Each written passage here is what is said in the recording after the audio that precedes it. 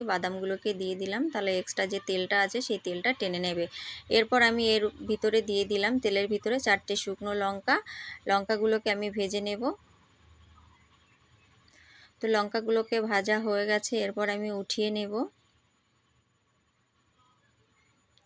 এরপর আমি তেলের ভিতরে দিয়ে দেব কটা কারি পাতা। তো বন্ধুরা, কারি পাতাটা দেওয়ার সময় একটু সাবধানে দেবেন, আর দিয়ে একটু দূরেই সরে যাবেন, কারণ কারি পাতা থেকে প্রচণ্ড পরিমাণে তেল ছিটকায়।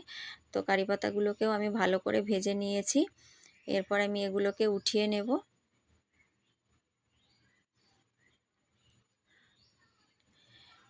তো এরপর আমি তেলের ভিতর দিয়ে দেব যে আলুগুলোকে আমি গ্রেট করে সুন্দরভাবে তৈরি করে রেখেছিলাম, সেই আলুগুলোকে দিয়ে দেব। আর অল্প অল্প আলু দিয়েই বন্ধুরা আমি একদম মিডিয়াম টু লো আঁচে দিয়ে ভেজে নেব। তো একদম একবারে কিন্তু জোরে জাল দেওয়া যাবে না, তাহলে কিন্তু আলুগুলো পুড়ে নষ্ট হয়ে যাবে, সুন্দরভাবে হবে না।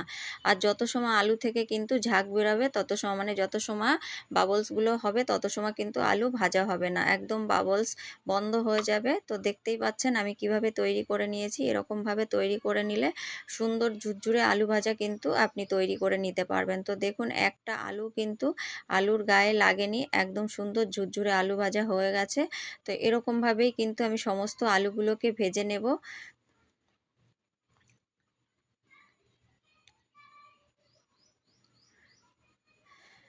তো দেখুন, সমস্ত আলুগুলোকে আমি এরকমভাবে ভেজে নিয়েছি বন্ধুরা।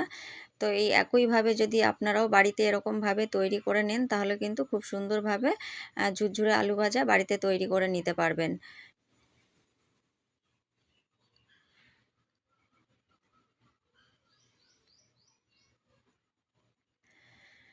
তো দেখুন, এই যে সমস্ত আলুগুলোকে ভেজে নিয়েছি, কতটা সুন্দর লাচ্ছাদার ঝুরঝুরে আলু ভাজা হয়েছে বন্ধুরা। হাত দিতেই যেন কেমন ভয় লাগছে যে মুচমুচে আলু ভাজাগুলো যেন ভেঙে যাবে।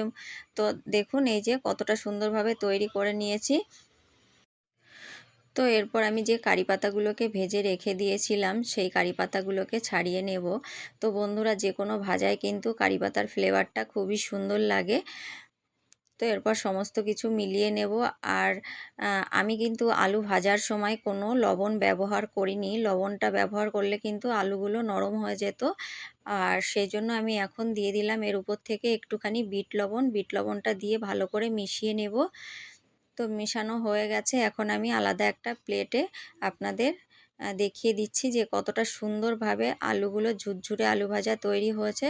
তো বন্ধুরা, অবশ্যই বাড়িতে একবার এরকমভাবে ঝুরঝুরে আলু ভাজা তৈরি করুন, আর গরম গরম ডাল ভাতের সাথে একদম জমে যাবে। আর রেসিপি যদি ভালো লাগে তাহলে লাইক, কমেন্ট, শেয়ার করবেন। আর